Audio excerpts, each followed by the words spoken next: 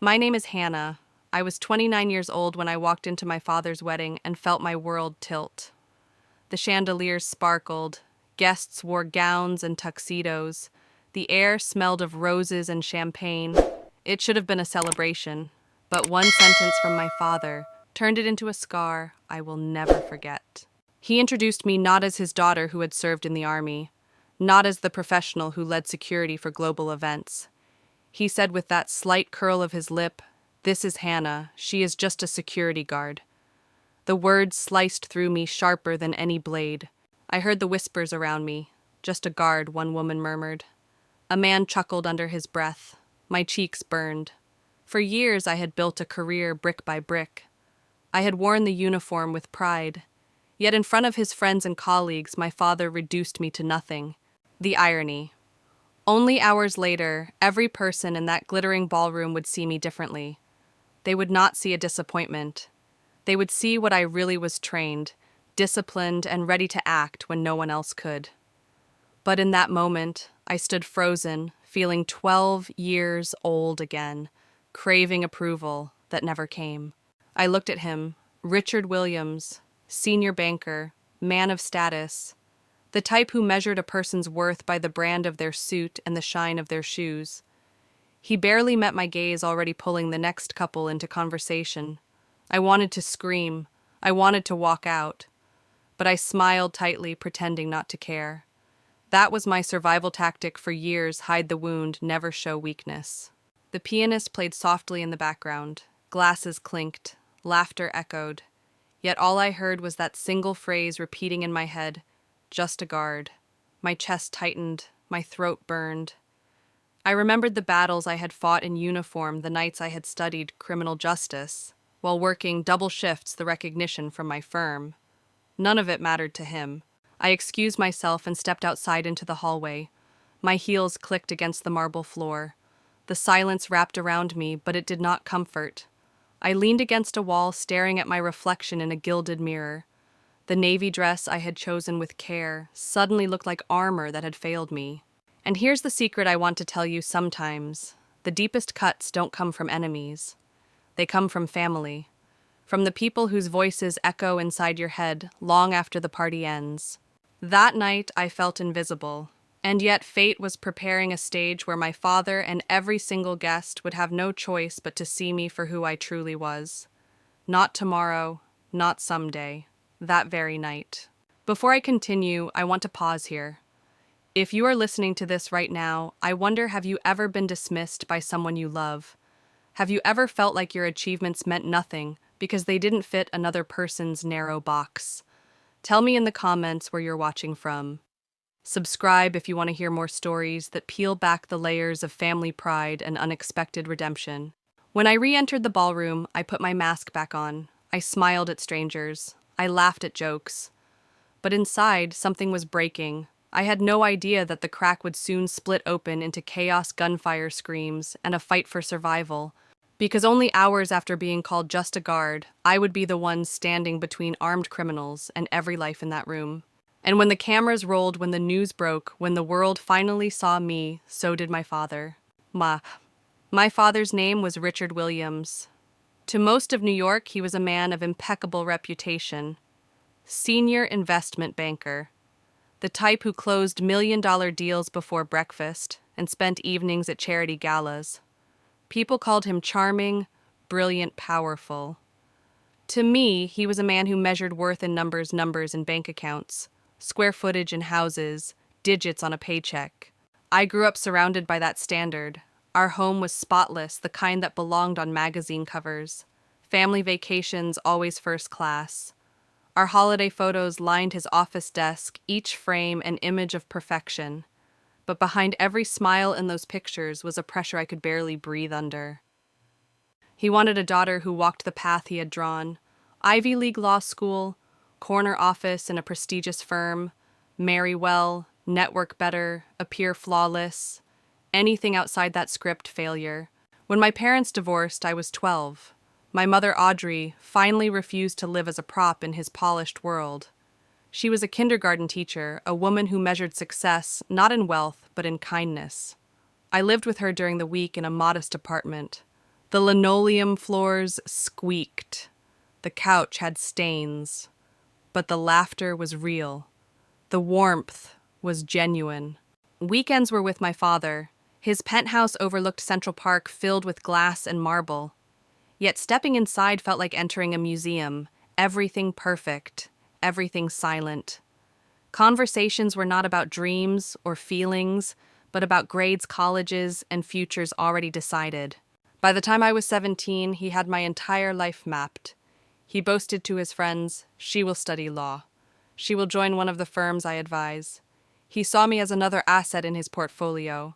So when I said the words that shattered his illusion, "I am joining the army," his face drained of color. He laughed at first, thinking it was a joke. Then his smile curdled. People from our background do not enlist. If they must serve, they become officers, not enlisted soldiers. His tone dripped with disdain. But I had made my choice. I signed the papers. I left. 4 years of service, discipline, leadership, camaraderie. Those years gave me what his world never had: purpose. When I returned, I studied criminal justice, working security jobs to pay the bills. To him, it was proof of my failure. To me, it was the foundation of everything I was building. By 29, I had risen to a senior position at Meridian Protection Services. We handled high-profile events, corporate executives, and diplomatic gatherings. I specialized in threat assessment. I had even been nominated for an industry award. My colleagues respected me. My clients trusted me. But none of that reached my father. To him, I was still the girl who had settled. He never bragged about me at parties. He never asked about my cases. He never said I'm proud. So, when that cream-colored wedding invitation arrived, "Richard Williams and Eleanor Harrington request the honor of your presence," I stared at it for hours. Part of me wanted to throw it away. Another part, the little girl who still wanted her father's approval, tucked it into her purse. "Go," my friend Alicia urged over coffee. "Show up, look amazing, be polite, be confident. Don't let him make you small." I bought a navy dress, silver earrings. When I looked in the mirror for a moment, I let myself hope. Maybe this time he would introduce me as who I really was. Not a failure, not an embarrassment, but a daughter who had built her own life. That hope was fragile. And as you already heard in the last part, he shattered it within seconds. Still I stayed. I endured the whispers. I endured the smiles that did not reach the eyes. Because deep down, I had one thought: maybe something will change. And it did, just not the way I expected. Before I continue, let me pause. If you are watching right now, I would love to know where you are from. Leave it in the comments. And if you have ever felt pressure to live someone else's dream instead of your own, hit that subscribe button. There are more stories like the stories that show you are not alone. Because the truth is, the world is full of people like Richard. People who cannot see value unless it sparkles on a balance sheet. And it is full of daughters and sons like me fighting to carve out our own path even when it costs us their approval. I did not know then that his wedding would become the stage where both of our worlds collided. My father's empire of appearances, my world of protection and reality. When those two clashed, only one would stand. I still remember the nights after the divorce. Weekdays with Mom were simple but filled with life. We ate spaghetti on the couch while watching sitcoms. She graded her students' drawings while I did homework beside her. There was never much money, but there was warmth.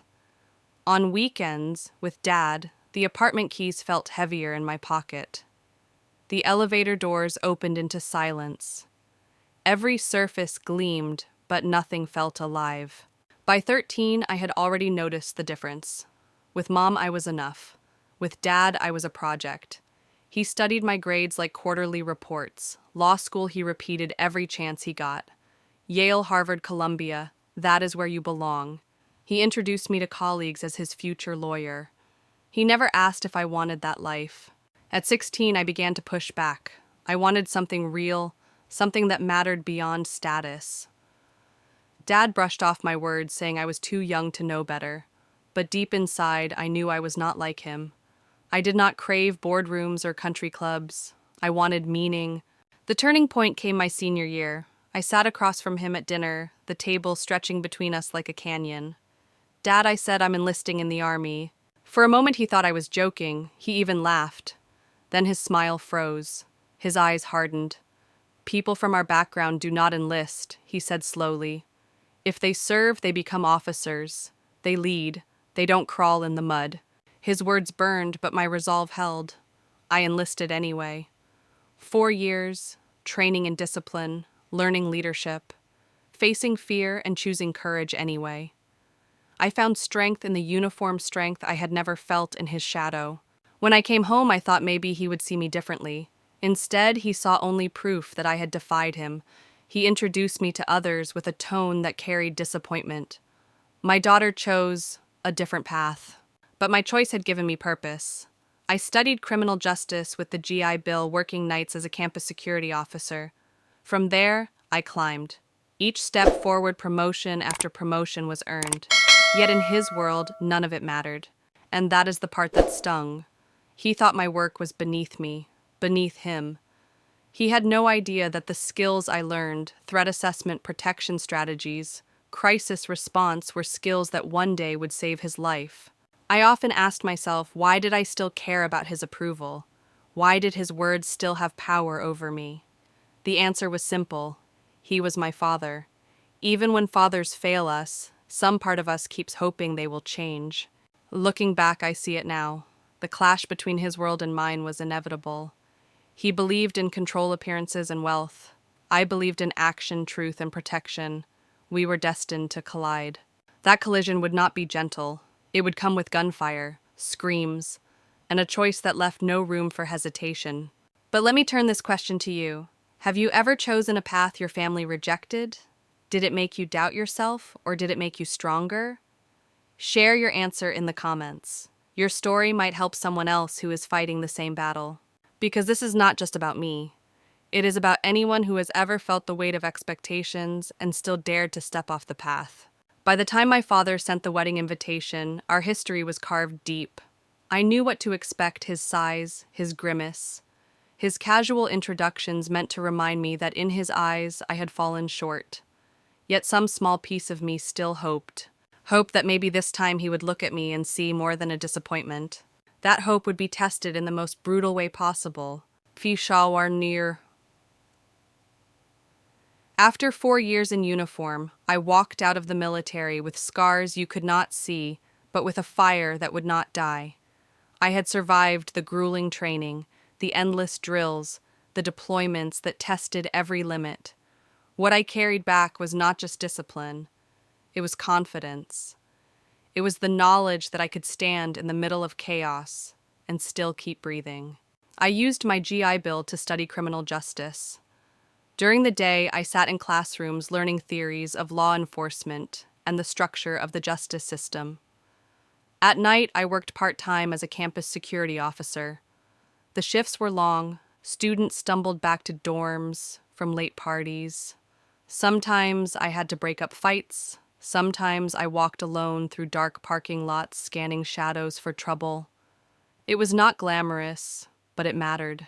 From those long nights, I found something more than a paycheck. I found purpose, protecting people, watching for danger before it struck, anticipating chaos and preventing it. That purpose pulled me forward. Step by step, I built my career, from campus security to corporate events, from private contracts to larger operations. By 29, I had earned a senior role at Meridian Protection Services, one of the most respected private security firms in the country. We were not mall cops. We were the people you called when a governor needed protection, when a diplomatic summit needed to run without incident, when high-profile executives feared a threat they could not name. I specialized in threat assessment. It was about reading patterns, spotting the tiny inconsistencies that most people overlooked. A look that lingered too long, a uniform that did not fit quite right, a guest who stood where no guest should be. One small detail could mean the difference between safety and disaster. Not long before the wedding, I had led security for a diplomatic conference. The assignment involved hundreds of guests, multiple heads of state, and layers of complexity that could overwhelm anyone. My team executed flawlessly. The industry took notice. My supervisor nominated me for a professional award. My firm praised me. But none of that reached my father. To him, I was still just a guard, a uniform, a disappointment. It was strange how two worlds could exist side by side. In one, I was respected, trusted, valued. In the other, I was invisible. And when those two worlds collided at his wedding, the collision would shake both of us. I still remember the day the invitation came. Cream-colored card, gold lettering. Richard Williams and Eleanor Harrington request the honor of your presence. Their names gleamed like they had been pressed into the paper with power itself. Eleanor, the third wife, a woman from a wealthy banking family, elegant, untouchable. They had met at a gala their engagement announced in the New York Times.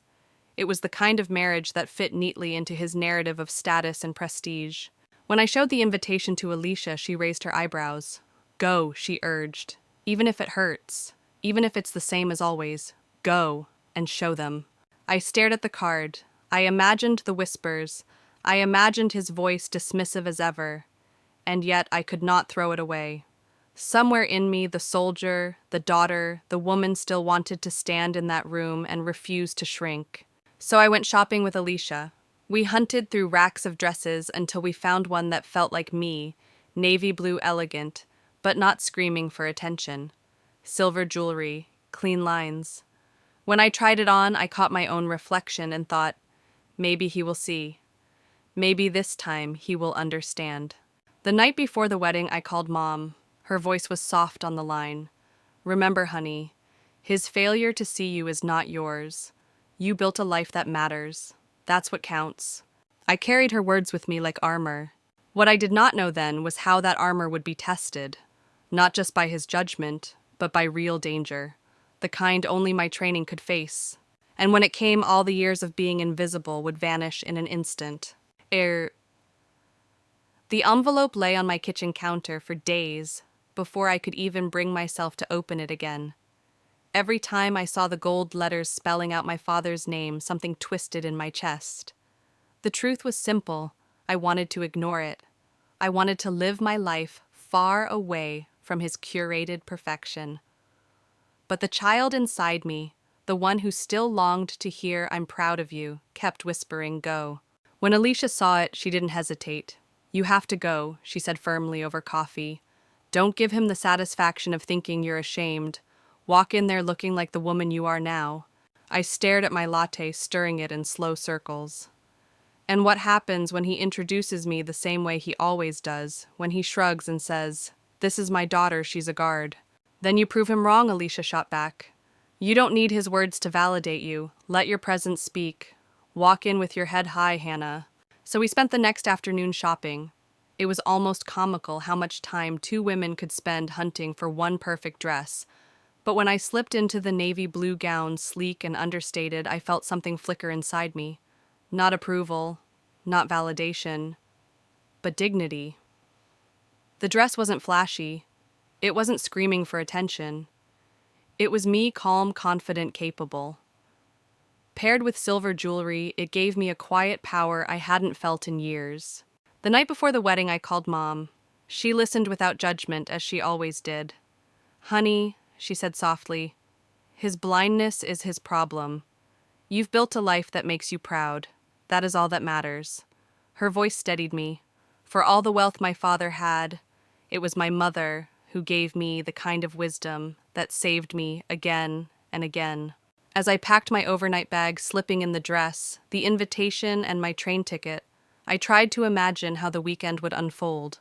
A polite smile from Eleanor, his new bride. A dismissive nod from Dad. A weekend of being diminished. And yet I still felt that spark of hope. Maybe he would surprise me. When the taxi pulled into the Rosewood Resort the next day, I saw a world built for appearances. 30 acres of manicured gardens, white tents gleaming in the sun, chandeliers glittering in the distance. Guests in designer outfits glided through the lobby like they had stepped out of glossy magazines. And there I was, clutching my overnight bag, wondering why I had come. Then his voice carried across the marble floor. "Hannah." He looked the same as ever, sharp suit, polished shoes, Eleanor on his arm like a perfect accessory. "You made it." His kiss on my cheek was light as air, polite detached.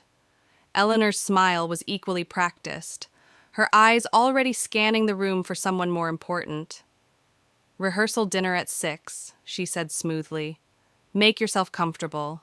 As they drifted away, I stood alone in the glittering lobby. Already I felt like an outsider. Already I questioned whether Alicia had been right. But I stayed, because something in me refused to let him erase me. Not again, not this time. And before I take you further, let me pause here.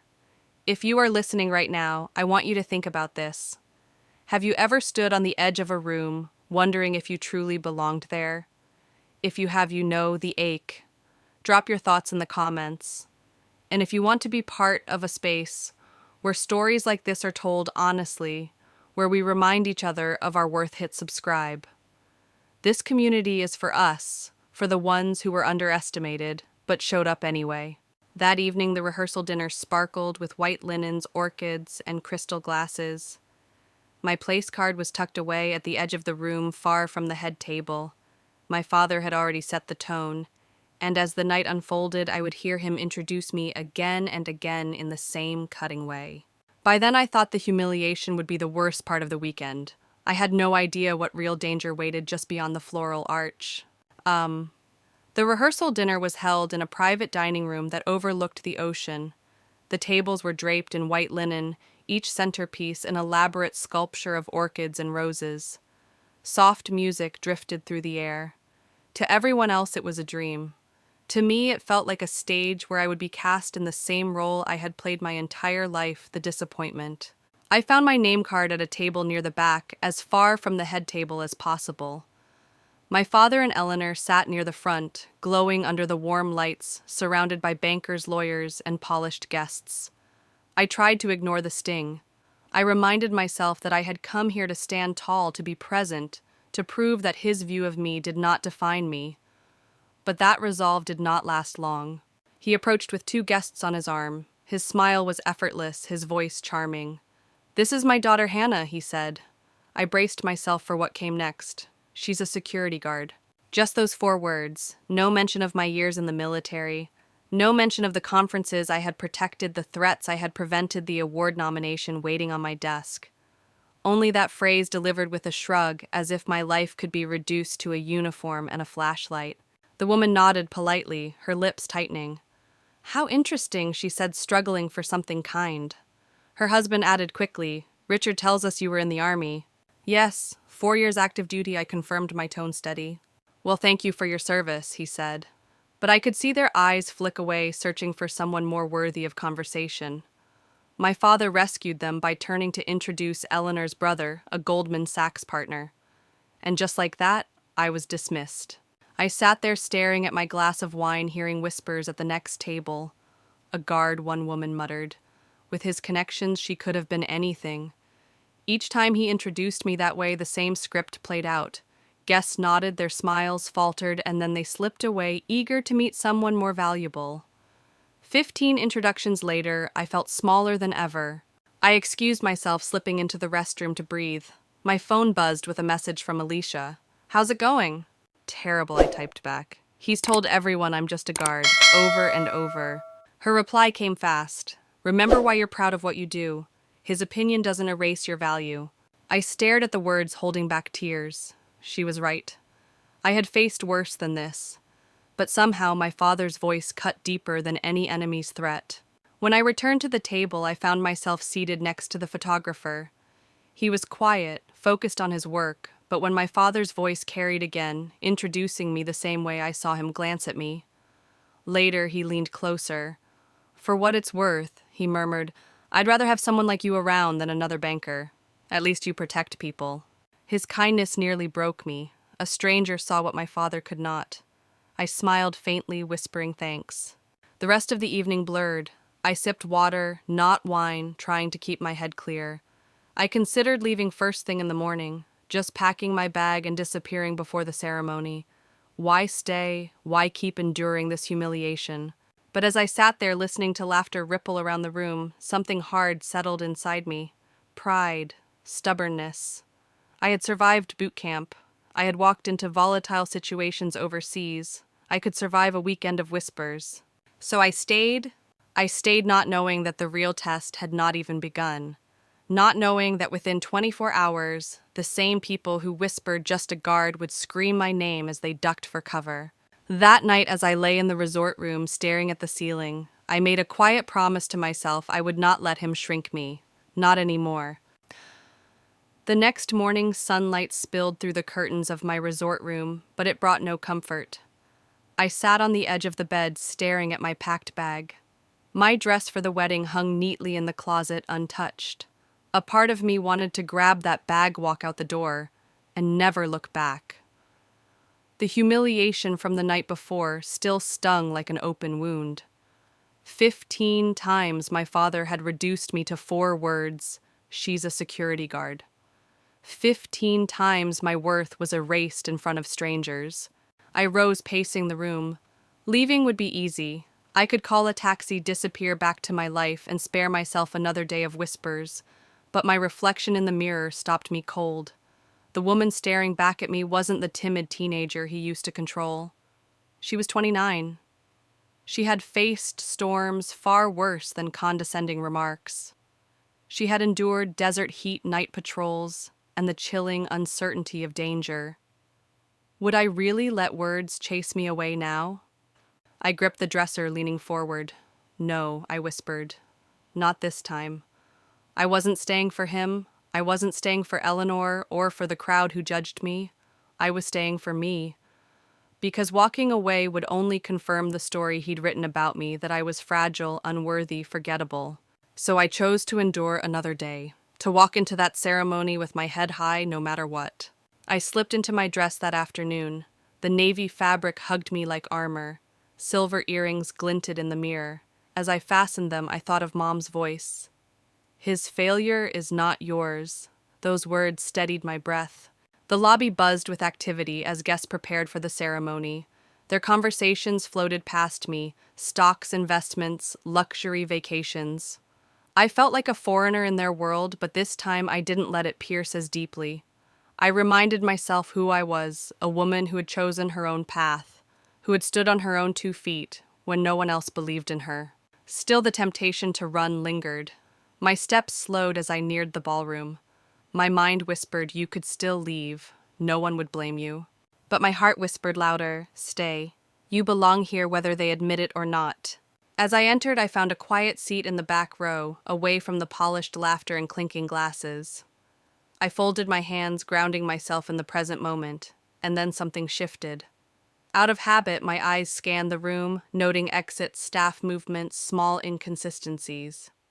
It was instinct, the skill sharpened by years of training. And that instinct was about to save lives. Because while I wrestled with my pride, danger was already creeping into the edges of the celebration. Let me ask you something. Have you ever stood at a crossroads where walking away seemed safer, but staying meant proving something to yourself? Did you leave, or did you stand your ground? Share your story in the comments. I want to know how you faced it, because sometimes those decisions define who we are. That night I lay awake in bed, replaying the scene at the rehearsal dinner, the polite laughter, the whispers behind wine glasses. I thought about the photographer's words, how he'd rather have someone like me in the room than another banker. A stranger had seen my worth, my own father had not. But what I could not have known was that fate was already weaving threads behind the scenes. That while I struggled with the decision to stay or go, a different kind of judgment day was waiting. Not one of social status or whispered remarks, but one where quick decisions, sharp instincts, and courage would determine who walked out alive. The choice to stay meant I was exactly where I needed to be when the mask slipped, when the real threat emerged. My father had spent years belittling my career, dismissing it as insignificant. But within hours, that very career would become the only thing standing between him and death. I didn't know it yet, but the stage was set. By late afternoon, the gardens of the Rosewood Resort glowed with sunlight. Rows of white chairs faced a floral arch where the ceremony would begin. Guests drifted in their laughter, rising above the string quartet's music. I slipped into a seat in the very back content to remain invisible. From where I sat, I could watch without being watched. At first, everything seemed ordinary: servers balancing trays, guests adjusting their outfits, photographers snapping discreetly. But habits die hard. My eyes scanned patterns the way they always did. Training had wired me to notice details others missed. And one detail immediately stood out. A man in a catering uniform passed by, his jacket too loose at the shoulders. He carried a tray, like he had never done it before, stiff and awkward. His eyes didn't settle on the guests the way staff usually did.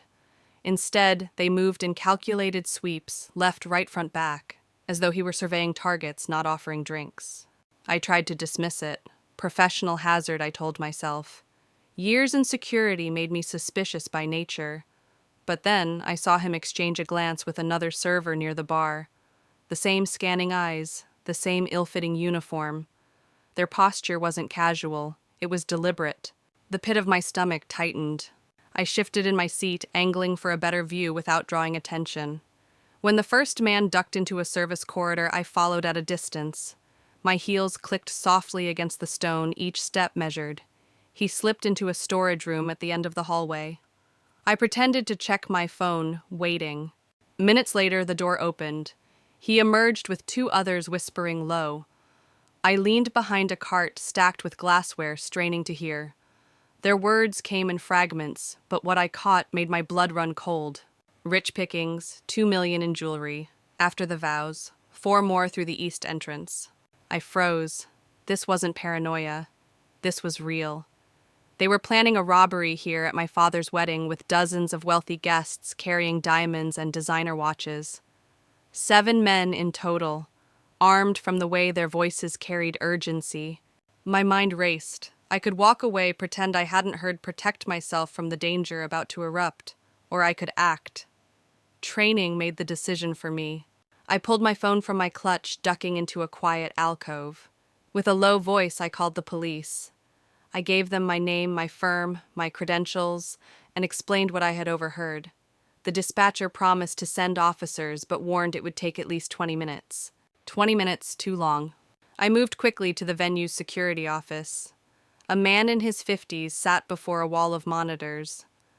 "I need to speak to your supervisor now," I said, flashing my ID. He looked skeptical, but within minutes the head of security appeared.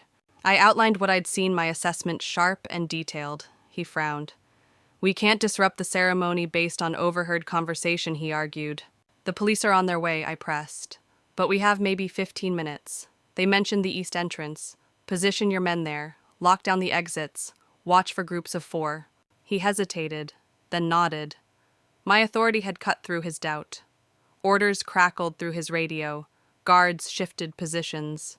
But I knew they were understaffed, outmatched if the attackers were armed. I returned to the garden, slipping once more into the last row. The ceremony began. Music swelled. Guests rose as Eleanor walked down the aisle. My father beamed at her, his eyes lit with pride I had never seen directed at me. I forced the bitterness aside. My focus had to remain sharp. I scanned the edges of the crowd. Near the gift table, 2 men in catering uniforms loitered, their bodies tense. Another figure lingered by the bar, his jacket bulging unnaturally. The police were still not here. The vows continued. Applause rang out as the officiant pronounced them husband and wife. My pulse hammered. I texted security, marking the positions of the suspects. I had seconds to decide: warn the guests and risk provoking chaos, or stay quiet and monitor until backup arrived. I chose to wait, heart pounding. I didn't know it yet, but the wait would end in violence far sooner than I imagined. The applause for the newlyweds was still echoing when the first signal hit me like a wave. Lights flickered overhead. For most guests, it was nothing, a glitch, a hiccup. But I knew better. I had seen it before. Kill the lights for just a second, create confusion, and then move. It was a classic tactic. My eyes snapped toward the bar. One of the men in the ill-fitting jacket reached inside his coat. My breath caught. The shape beneath the fabric was unmistakable. Gun. Gun, I shouted the word, ripping from my throat before I had time to think. Guests turned in confusion. Then panic surged as the man drew the weapon and fired a single shot into the air. The sound cracked like thunder, and the garden erupted in screams. "Everybody down," he barked, waving the gun wildly. In seconds, 2 more men pulled weapons from under their uniforms. The servers I had marked earlier stepped forward, their movements rehearsed. 7 armed men against a room full of unarmed guests. Chaos consumed the wedding. Women in gowns shrieked. Men in suits dove under tables. Crystal glasses shattered against the floor. My father clutched Eleanor as they crouched near the altar, terror replacing every ounce of polished pride. The leader barked orders. Jewelry watches, phones cooperate, and no one gets hurt. His men fanned out, snatching diamonds from trembling fingers, ripping Rolexes from wrists. I crouched behind an overturned chair, my mind racing. No police yet. Security guards frozen at the edges, unprepared for real violence. My pulse hammered, but years of training took over. I scanned angles, exits, positions. Every second counted. Then my eyes landed on an elderly woman nearby. She was clutching her chest, gasping for air. Panic attack. Her husband begged one of the robbers for mercy. The man sneered, raising his gun. "Shut her up." That was the moment. I rose slowly, hands visible. "I'm a medic," I lied, voice calm but firm. "Let me help her before this becomes murder instead of robbery." The robber hesitated, then jerked his chin. "Make it fast." I knelt beside the woman, speaking low. "Breathe with me, in and out. You're going to be fine." Her husband squeezed my hand, gratitude in his eyes, but my attention never left the room. Through the corner of my vision, I saw the leader stalking toward my father. "Your watch," he demanded, pressing the barrel of his gun against my father's temple, "and the necklace." My father's hands shook as he unclasped his expensive watch. Eleanor sobbed as she removed her diamonds. The robber snatched them, then snarled, "The safe code. Now." Something inside me snapped. For all his flaws, for all the years of belittlement, I could not watch my father die. I stood, voice steady. "I work here. I can get the codes. Security keeps a master list at the front desk." The leader swung his gaze toward me, suspicion in his eyes. "And you are?" I met his stare, lifting my chin. "Security." The word hung in the air like a dare. He stepped closer, gun inches from my chest. "Show me." I had drawn him in. Now it was a matter of timing. Every muscle in my body coiled like a spring. Years of drills surged back. One opening, that's all I needed. And when it came, I would strike. Before I tell you what happened next, I want you to pause with me. Imagine sitting in that room, surrounded by gunmen, watching your family held hostage. What would you have done? Would you risk standing up, or would you stay hidden? Share your answer in the comments, I want to know. And make sure you subscribe, because the next part of this story will take you into the moment everything exploded. The garden had transformed into a war zone. Guests sobbed quietly, jewels piled into bags, the leader's gun pressing harder against my father's chest. And me standing there, one breath away from action, knowing that the choice I made next would decide whether dozens lived or died. The moment stretched into silence, though screams and sobs still echoed around us. The leader's weapon hovered dangerously close to my father's face. My hands itched, my pulse thundered. I had seconds to decide. Act too soon, and innocent people could die. Wait too long, and my father might. Then the room fractured into chaos. Another robber shouted, "Lights down again." The bulbs flickered and dimmed. Guests whimpered, covering their heads, clutching each other. In that brief confusion, 2 men pulled valuables from the crowd, their bags swelling with stolen jewelry. I locked eyes with the leader. I knew that look. He was calculating. He wasn't content with diamonds and watches. He wanted more. And when criminals want more, violence always follows. I edged closer, keeping my hands visible, my voice steady. "The codes you want aren't on him. They're at the front desk. I can get them for you." His eyes narrowed. "And why should I believe you?" "Because I'm security," I replied. "I know how this resort works. You want access to the safe? You need me." For a moment, suspicion warred with greed. Then he gestured sharply with the gun. "Move." The other robbers shifted guns, ready, scanning the terrified guests. I could feel their eyes burning holes in my back as I stepped forward. This was it, the razor's edge between life and death. I waited until the leader was within arm's reach, and then training took over. In one motion, I grabbed his wrist, twisting hard. The gun shifted. My other hand drove into his solar plexus, knocking the air from his lungs. He staggered, shock written across his face. The weapon clattered, and I seized it, swinging him around as a human shield. Now I shouted toward the resort security team. For a split second, hope flared. But it was short-lived. One of the other robbers fired, and a white-hot burn ripped across my arm. Pain seared, but I didn't let go. I pulled the leader tighter against me, using his body to block the line of fire. Screams pierced the room. Guests dove under tables. Crystal shattered. But amid the panic, something crucial shifted. The robbers saw their leader pinned, saw police sirens flickering outside. Their confidence cracked. Shots rang again, and then chaos broke wide open. Resort guards rushed in, radios blaring. 2 undercover officers in the crowd drew weapons. The robbers faltered, caught between surrender and fight. I pressed the leader down hard, pinning him to the ground, my wounded arm slick with blood. My heart raced, but my voice stayed calm. "It's over. Call them off." He snarled, but the fight was gone from his eyes. Around us, his men hesitated, panic setting in. One bolted toward the kitchen, dragging a server with him. My gut clenched. A hostage. I shoved the leader toward a police officer and charged after the fleeing man. Pain stabbed with every step, but adrenaline drowned it out. My heels pounded against tile as I followed into the kitchen, the smell of food and metal filling the air.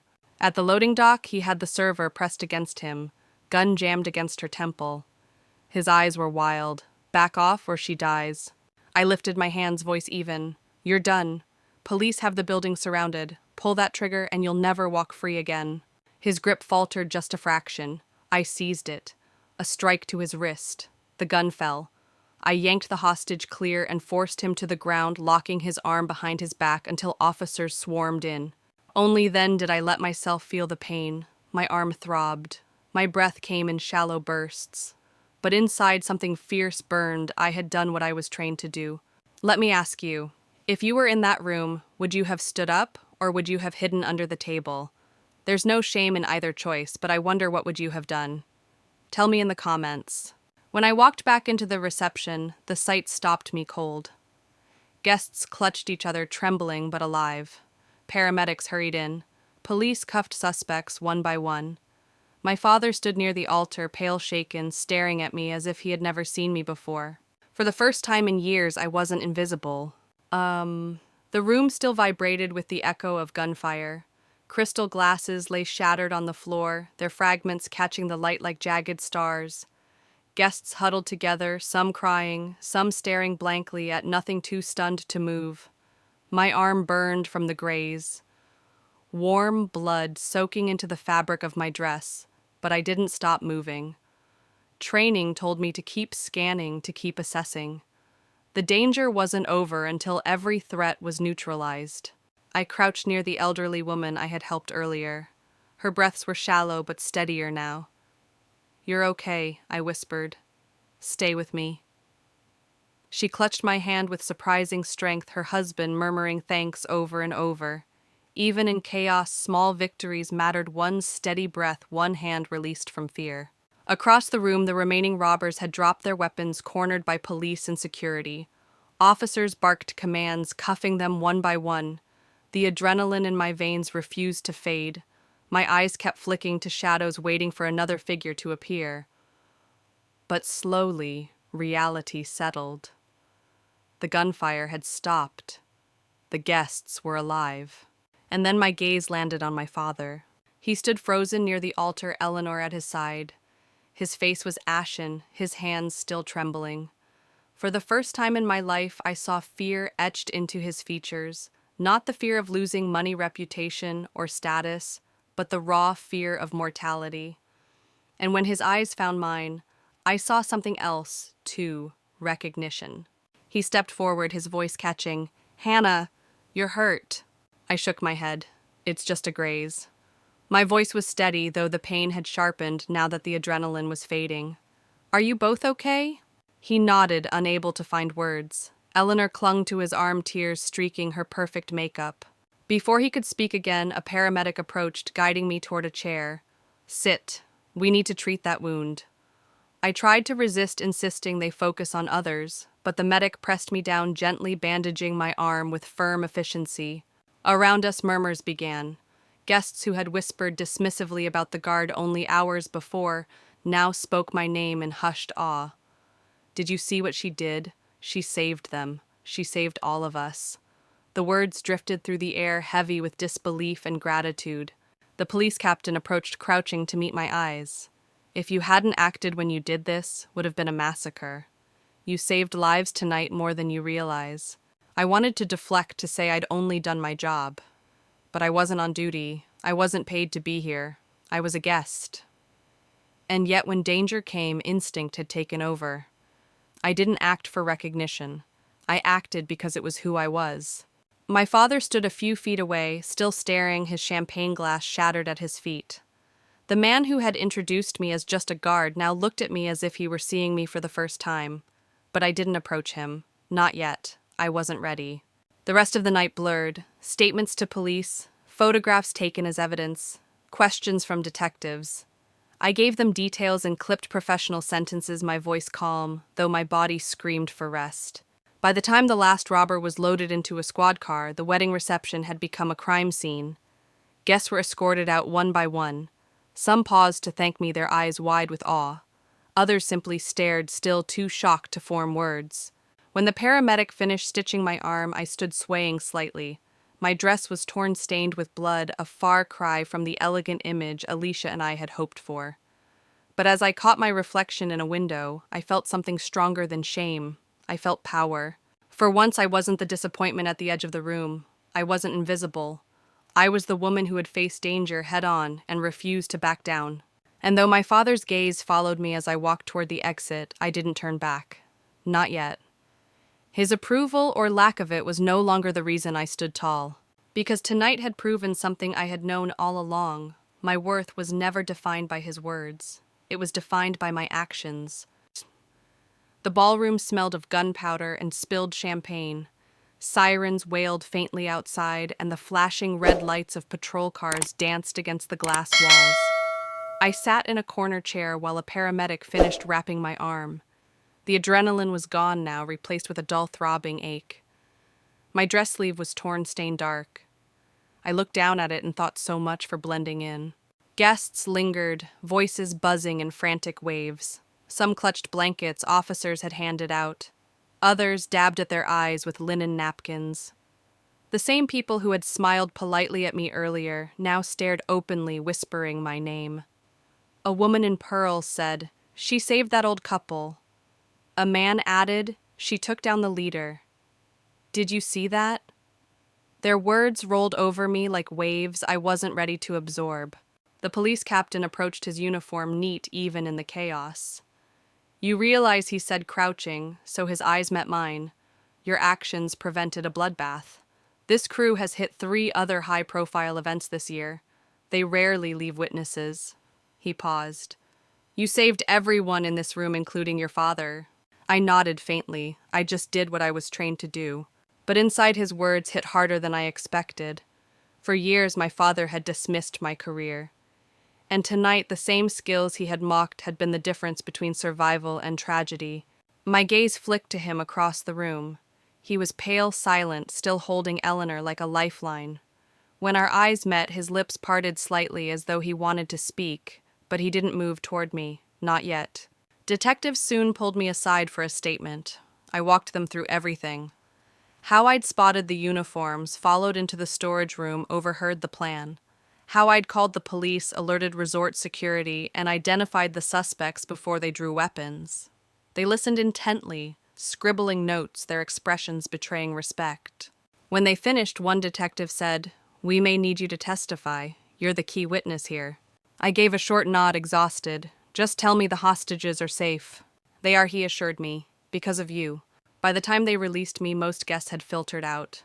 The once glittering ballroom was now sealed off with yellow tape crime scene technicians moving like shadows. My father and Eleanor stood near the doors, speaking quietly with an officer. As I stepped past, he turned. For a heartbeat, I thought he might approach. Instead, his eyes flicked to my bandaged arm and his face flushed. Whether from shame or shock, I couldn't tell. I slipped out before the news crews waiting outside could catch me. Alone in my hotel room, I collapsed onto the bed. My phone buzzed relentlessly, calls from Alicia, messages from my boss, even texts from old military colleagues. Everyone had seen the story on the local news. Everyone, it seemed, except the one person whose approval I had once craved. When morning came, I woke to a flood of notifications. News stations had already run the footage, grainy cell phone clips of me moving through the chaos, disarming the leader, guiding guests to safety. The captions called me a security expert. The anchors described me as a hero. I turned the TV off quickly, uneasy with the spotlight. To me, I had simply reacted. To them, it was something cinematic. Still, one truth was undeniable: the world had seen me, and my father had too. And that's where I want to pause. Because what happened next, the way his world cracked open, the way mine collided with his, changed everything. If you think the story peaked here, you're wrong. The twist that followed was something even I could never have scripted. Stay with me. The revelation was about to hit like glass shattering on marble. I pulled on the only outfit I had left in my suitcase, a black pantsuit, and headed for the brunch Eleanor had insisted on. My arm throbbed under the jacket, the fabric straining against the bandage. The atmosphere in the new dining room was hushed heavy with aftershock. And it was there, with the television flickering above the bar, that the next chapter of this story began, with a voice announcing breaking news, and with my father's champagne glass slipping from his hand. The brunch room was quiet, too quiet for a celebration. Guests picked at eggs and fruit, speaking in hushed tones about the night before. I slipped in the black suit I wore awkward over my bandaged arm. Conversations faltered as eyes turned toward me. Yesterday I was invisible. Today, every glance stuck like a pin. Eleanor was the first to break from her circle. She crossed the room, her usual polished grace cracked with something raw. "Hannah," she said softly, "thank you for coming. How's your arm?" "It'll heal," I answered. My voice felt heavy. She hesitated. "Richard's been trying to explain to everyone how proud he is. It's been overwhelming." I nodded but didn't reply. Years of dismissal couldn't be erased by one night of danger. Pride born of survival wasn't the same as pride born of love. I moved toward the buffet, grabbing a cup of coffee I didn't want. Conversations followed me, whispers trailing like shadows. My father sat near the window, surrounded by friends gesturing as he spoke. I caught the end of his words. "Always knew she had potential. That military training finally paid off." My chest tightened. He was rewriting history as if he had supported me all along. The selective memory stung more than the wound on my arm. I was about to turn away when the television above the bar flickered to life. "Breaking news." The anchor's voice filled the room. "We have more details on yesterday's attempted robbery at the Rosewood Resort. Sources confirm the wedding was saved by Samantha Williams, decorated military veteran and senior security specialist at Meridian Protection Services." My professional photo flashed on screen, followed by grainy footage from security cameras, the moment I disarmed the leader, the chase into the kitchen, the hostage rescue. Gasps rippled through the room. Someone exclaimed, "Holy, she's on the news!" Every eye swung from the screen to me. My father's champagne glass slipped from his hand, shattering on the marble floor. The sound echoed in the silence. He stared at the television, then at me, his expression tangled with shock, shame, and something that might have been respect. The anchor continued. "Police confirmed the suspects were linked to multiple high-profile robberies. Valuables seized at the scene totaled over $300,000. Thanks to Williams' quick action, no lives were lost." The room erupted in chatter. Guests who had barely spoken to me yesterday now rushed forward. "Is it true you were decorated in the Army Meridian? Didn't they handle the governor's inauguration? How did you spot the threat before anyone else?" I answered briefly, each word measured, uncomfortable under the sudden spotlight. But inside something shifted. For years I had fought to be seen, to be recognized for what I was. And now, unwillingly, I was. Across the room, my father hadn't moved. Champagne pooled around his shoes. Eleanor whispered in his ear, but he didn't respond. His gaze stayed locked on me, as if he were seeing a stranger. I walked toward him slowly, the crowd parting around me. For once, he had no words ready, no performance to give. "Dad," I said quietly. "Hannah," he answered, his voice rough. "I didn't realize. The news said you're up for a bravery award." "Yes," I replied evenly. though that was never my goal. And you've been with Meridian for years. 3, I said. I told you at Christmas, but you were too busy discussing stocks with Uncle Robert. His face flushed. For the first time, he looked embarrassed. Eleanor touched his arm. Richard, maybe you and Hannah should talk privately. He nodded, motioning toward a quieter corner. As we walked away, I felt the weight of dozens of eyes on us. The girl he had once introduced as just a guard was now being broadcast across every news channel in the city. The irony cut deep. And here's where I want to bring you in. Have you ever had someone dismiss you only to later try to rewrite history when the truth finally came out? How did you handle it? Drop your answer in the comments. I want to hear your stories. And if this journey resonates with you, make sure you subscribe. This community is built for moments like these when being underestimated becomes the seed of transformation. In that corner, away from the noise, my father finally looked at me not as a project, not as a failure, but as someone he didn't fully know. And for the first time in decades, he had no script, just silence and the possibility of something real. We sat in a quiet alcove off the brunch hall, far from the clatter of dishes and the murmur of guests. Through the wide windows, the ocean stretched endlessly, calm and indifferent to everything that had happened.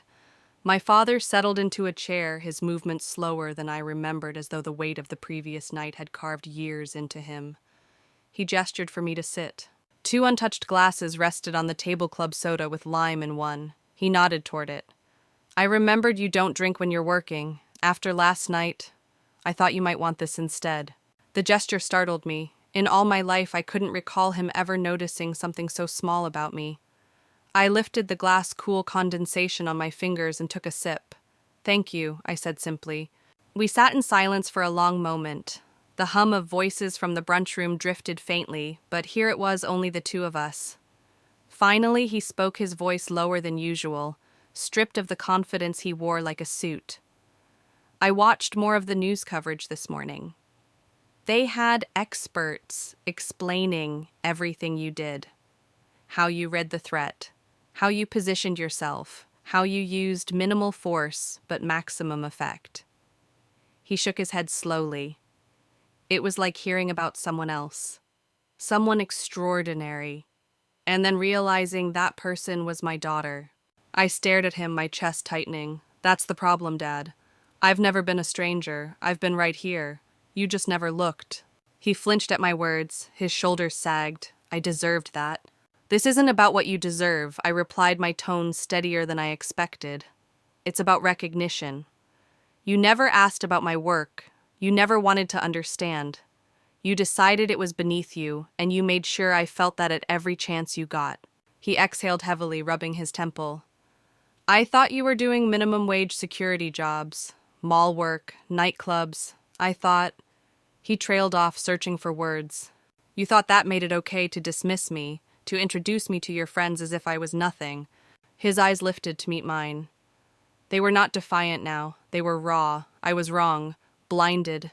I equated success with wealth, with reputation. I never realized. Your kind of security was the one that mattered. The kind that saves lives.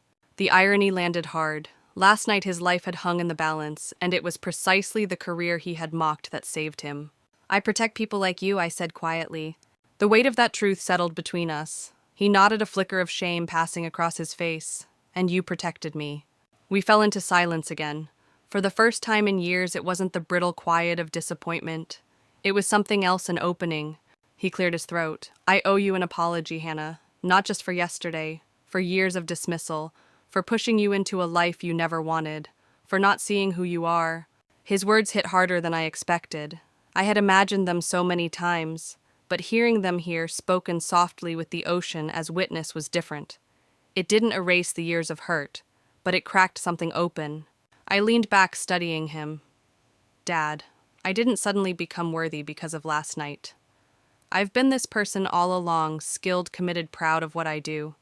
The only thing that changed was your perception. He nodded slowly, absorbing every word.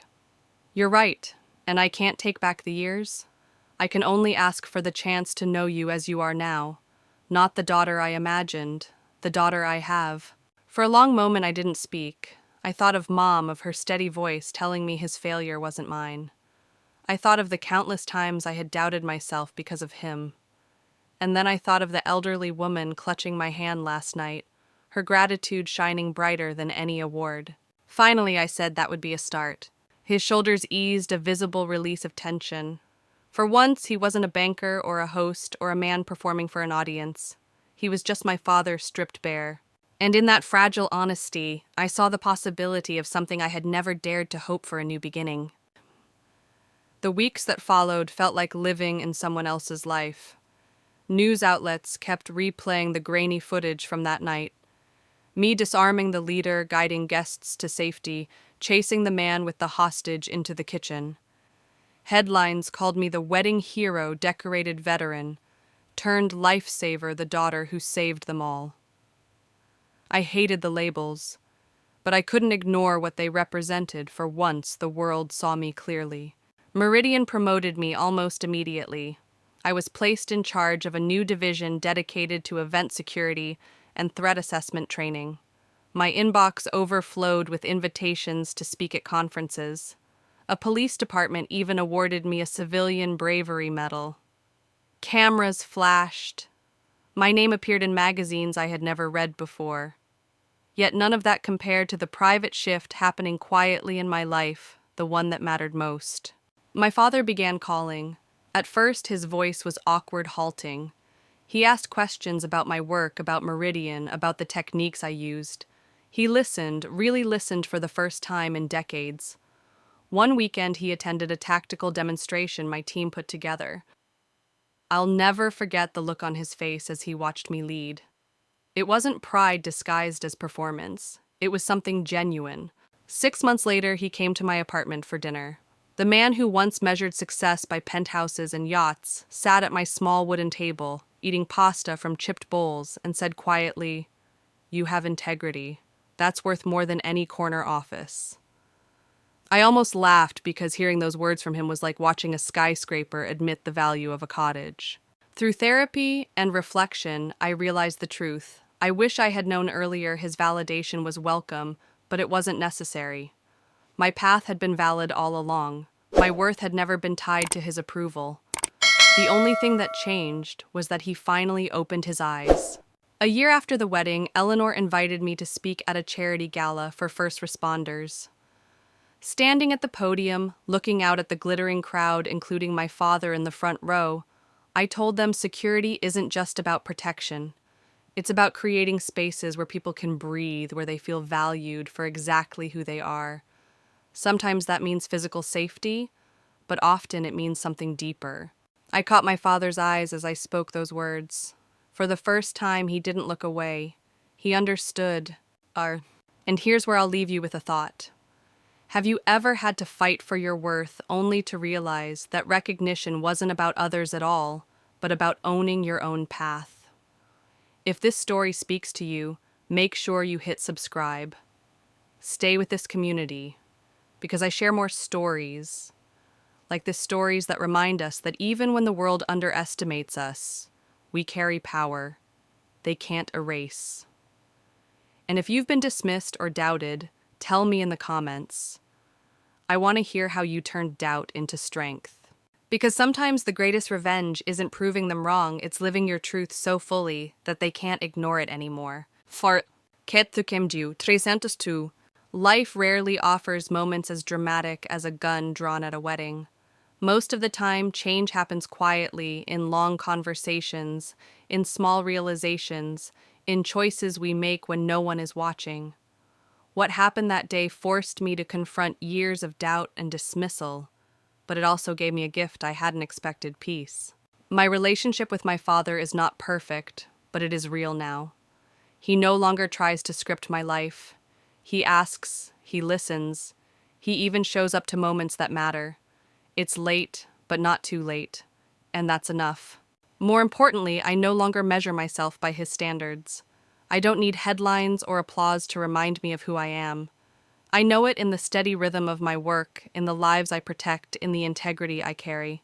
Sometimes the security we need most isn't about locked doors or armed guards. It's about knowing that we are enough exactly as we are. It's about standing firm in the face of dismissal and saying, "I will not shrink." That is the lesson I carry forward, and it's the one I hope stays with you too. When your own father calls you just a security guard in front of wedding guests, humiliation cuts deep. But when danger erupts, the same skill he mocked becomes the one thing that saves his life. This gripping family drama unfolds in ways no one could have predicted: betrayal, pride, danger, and the shocking twist that left an entire room in silence. For years, she endured dismissal whispers and rejection. Yet one night changed everything, exposing not only the strength she carried, but also the fragility of appearances. This is more than a family drama about reputation. It's a reminder that real worth cannot be erased by judgment. When chaos struck, she rose above it all, proving that sometimes the quietest protector becomes the loudest revelation. If you've ever felt underestimated, this family drama will resonate deeply. It's a story of pain, redemption, and finally being seen. Don't miss this unforgettable revenge story of a daughter who turned shame into strength. If this story moved you, like this video, comment with your thoughts, and subscribe for more powerful narratives. Turn on so you never miss the next twist in our collection of epic family drama tales. Like revenge stories, like family drama,